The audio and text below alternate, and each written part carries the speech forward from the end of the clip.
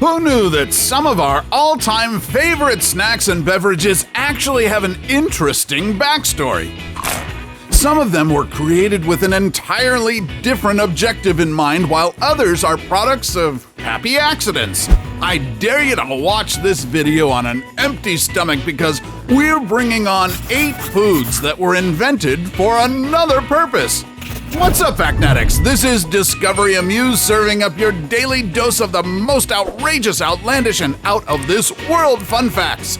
Stick around because our #1 story will definitely change the way you look at one of the world's most popular drinks.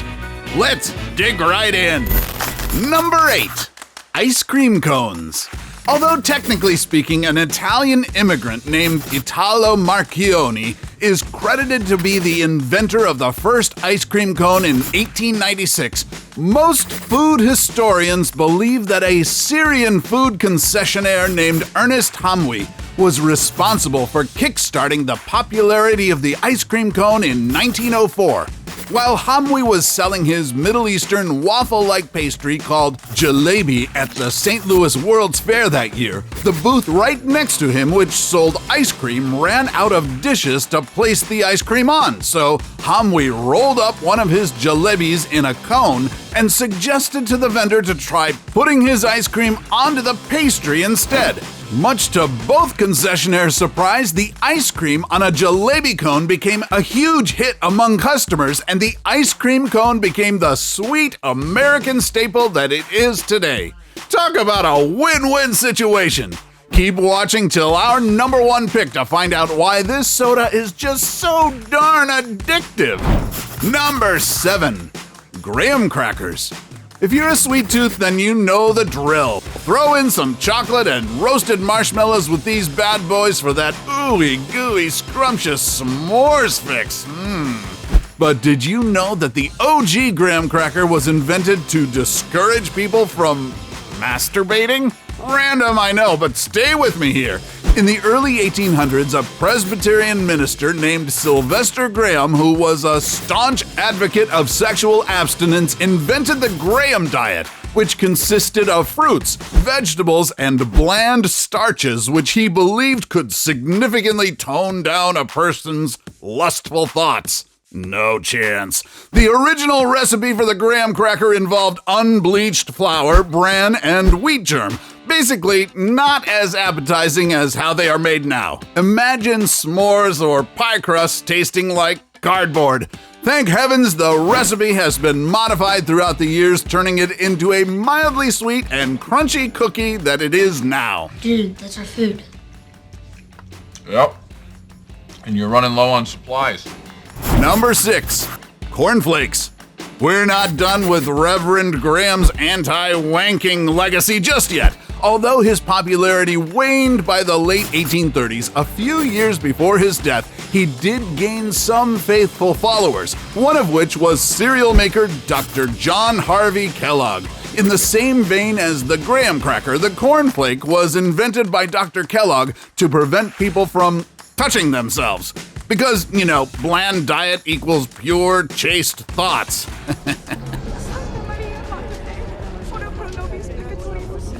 Dr. Kellogg first introduced the cornflake diet to his patients at a Michigan sanitarium in the hopes of curbing masturbation and therefore preventing the health symptoms that allegedly came with it, such as mood swings, palpitation, and epilepsy, and a good night's sleep.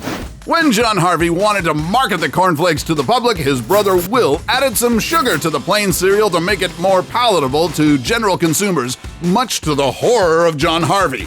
Nevertheless, Will pushed through with the sweeter cornflake cereal and sold it throughout his business, which eventually became the Kellogg Company. Number 5. 7-Up. While some people consider the lemon-lime flavor of this soda aisle staple uniquely refreshing, others might find that it tastes a bit like sweet medicine. But whether you're a 7-Up fan or not, you might be surprised to learn that the original version of this carbonated drink actually contained a stimulant drug. Invented in 1929 by soft drink manufacturer Charles Leeper Gregg, 7-Up's original name was Bib Label Lithiated Lemon Lime Soda. That does sound refreshing. The term lithiated referred to its lithium citrate content, an upper used by doctors to treat manic states and bipolar disorder. However, in 1948, the US FDA banned the use of lithium in beverages. So in 1950, the company upped their game and overhauled 7-Up's formula. Number 4. Cheese Puffs.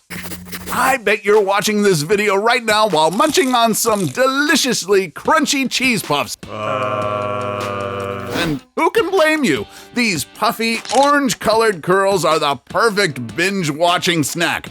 But cheese puffs were actually a product of a fortunate accident which happened in an animal feed factory. Long story short, you're feasting on repurposed cow feed. See, in the early 1930s, a Wisconsin animal feeds manufacturer named Flackhall Corporation tested out a way to prevent their corn grinder from getting clogged. The strategy was to moisten the corn first before putting them into the grinder, but instead of flaking out, the corn exited the grinder all puffed up, just like popcorn minus the kernels. One of the employees then decided to take some of the corn puffs home and season them up. And voila! The first cheese puffs known as corn curls were born, which eventually changed the snacking game. Number 3. Brandy. If this liquor is your poison of choice, then you can raise your glass to Dutch wine exporters who accidentally invented the brandy as we know it now.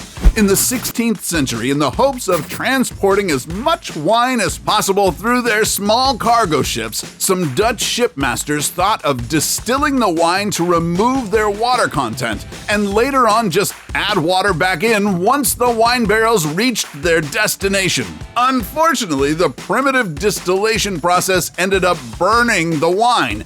In an attempt to make the best out of an unfortunate situation, the Dutch rebranded the liquor and called it Brandewijn, which literally means burnt wine.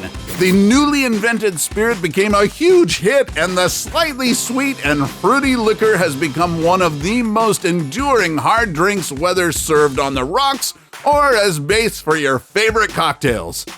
Number 2. Potato chips. No one would guess that these golden, paper-thin bites of heaven were originally made to get back at a demanding customer. No, I'd like my money back now. I'm sorry, it doesn't work that way. One day in 1853, a chef named George Crumb, who worked at the Moon Lake Lodge Resort in Saratoga Springs, served a customer from hell who complained of their French fries being too thick. To appease the annoying Karen, Crumb made a thinner batch of fries which the fussy diner once again refused to eat. In an attempt to sabotage the diner's order, Crumb decided to cut his fries paper thin and too crispy to eat with a fork. Lo and behold, the patron actually enjoyed the dish, and Crumb realized he might have just cooked up a potentially hot commodity. The dish was eventually called Saratoga chips and became popular in restaurants across the East Coast. I guess you can say in this case, revenge was the mother of invention. This snapshot. Oh, let's do it again. I think I blinked. Before we go to our number 1 pick, do us a solid and make sure to smash the subscribe button and hit the notification bell. Don't forget to choose all so you won't miss out on any of our latest life-changing, boredom-busting content. And of course, be sure to turn on notifications in your app settings. Number 1, Coca-Cola. It's not a coincidence that Coca-Cola somehow shares a name with cocaine, because the origins of the most popular non-alcoholic beverage in the world did involve the prohibited drug. In the 1860s, a Parisian chemist named Angelo Mariani marketed a cocaine and wine concoction that generally made consumers feel great, to put it simply. Popular fans of the beverage included literary figures Jules Verne, Sir Arthur Conan Doyle, and even Pope Leo XIII. Fast forward to 1886, when an American pharmacist named John Pemberton went looking for something that could cure morphine addiction. You see, Pemberton himself was addicted to the painkiller after getting injured in the Civil War.